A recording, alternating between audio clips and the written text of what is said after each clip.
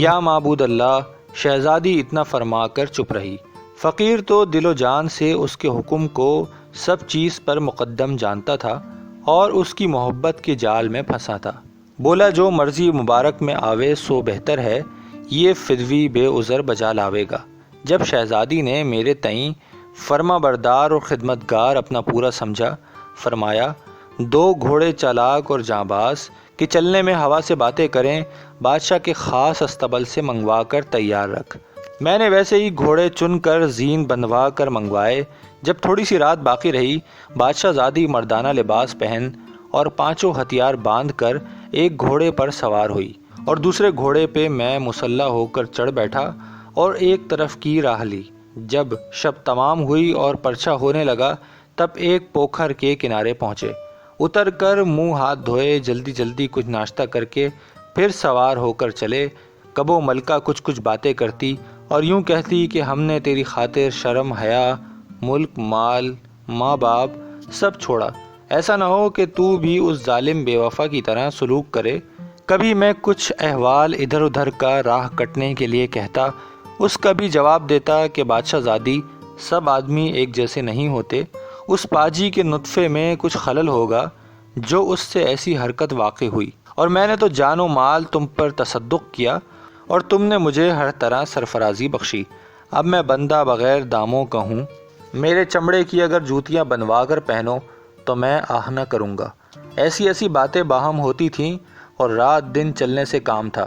کبو جو ماندگی کے سبب کہیں اترتے تو جنگل کے چرند اور پرند شکار کرتے، حلال کر کے نمک دان سے لون نکال کر چکمک سے آگ جھاڑ بھون بھان کر کھا لیتے اور گھوڑوں کو چھوڑ دیتے۔ وہ اپنے منہ سے گھاس پات چر چک کر اپنا پیٹ بھر لیتے۔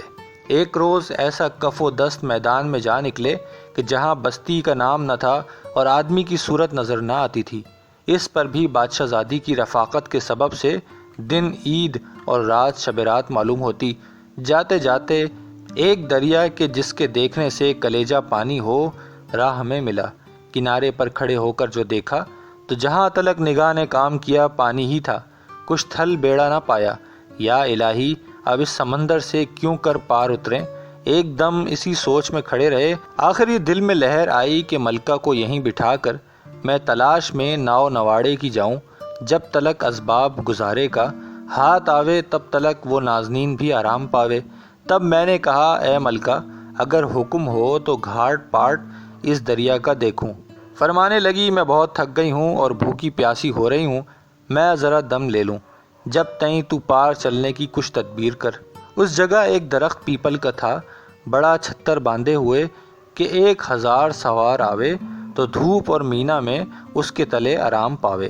وہاں اس کو بٹھا کر میں چلا اور چاروں طرف دیکھتا تھا کہ کہیں بھی زمین پر یا دریا میں نشان انسان کا پاؤں بہترا سر مارا پر کہیں نہ پایا۔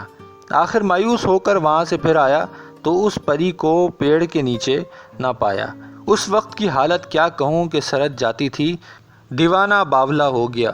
کبو درخت پر چڑھ جاتا اور ڈال ڈال پات پات پھرتا، کبو ہاتھ پاؤں چھوڑ کر زمین میں گرتا اور اس درخت کی جڑ کے آس پاس تصدق ہوتا، کدو چنگھاڑ مار کر اپنی بے بسی پہ روتا، کبو پچھم سے پورب کو دوڑا جاتا، کدو نایاب کی نشانی نہ پائی۔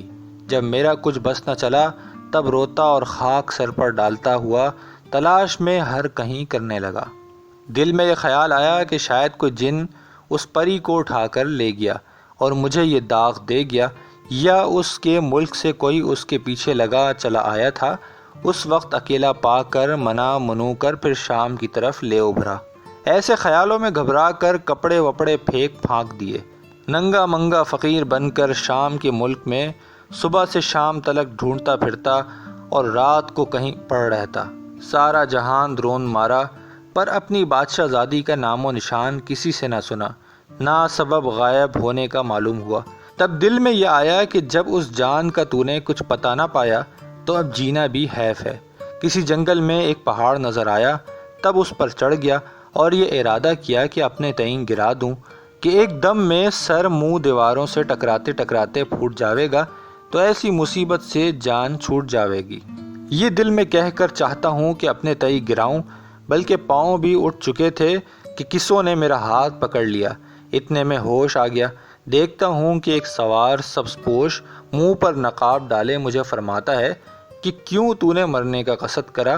خدا کے فضل سے نا امید ہونا کفر ہے، جب تلک سانس ہے تب تلک آس ہے۔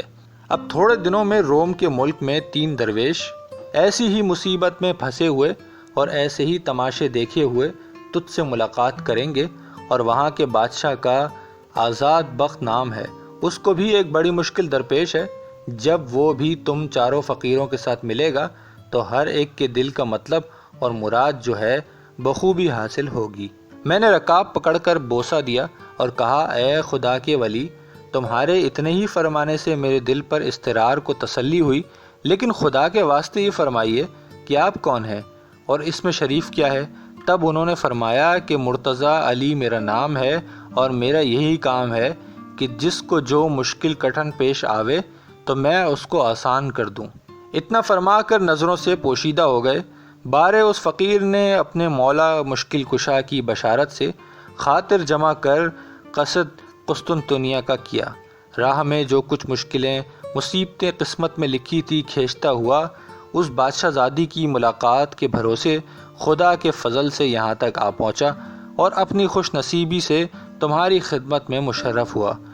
ہمارے تمہارے آپس میں ملاقات تو ہوئی، باہم روشناس اور جان پہچان ہو، بعد اس کے مقرر ہم پانچوں اپنے مقصد دلی کو پہنچیں گے۔ تم بھی دعا مانگو اور آمین کہو۔ یا ہادی، اس حیران سرگردان کی سرگزشت یہ تھی جو حضوری میں درویشوں کی کہہ سنائی۔ اب آگے دیکھیے کہ کب یہ محنت اور غم ہمارا بادشاہ زادی کے ملنے سے خوشی و خرمی سے بدل ہو۔ آزاد بخت ایک کونے میں چھپا ہوا چپ کا دھیان لگائے پہلے درویش کا ماجرا سن کر خوش ہوا، پھر دوسرے درویش کی حقیقت کو سننے لگا۔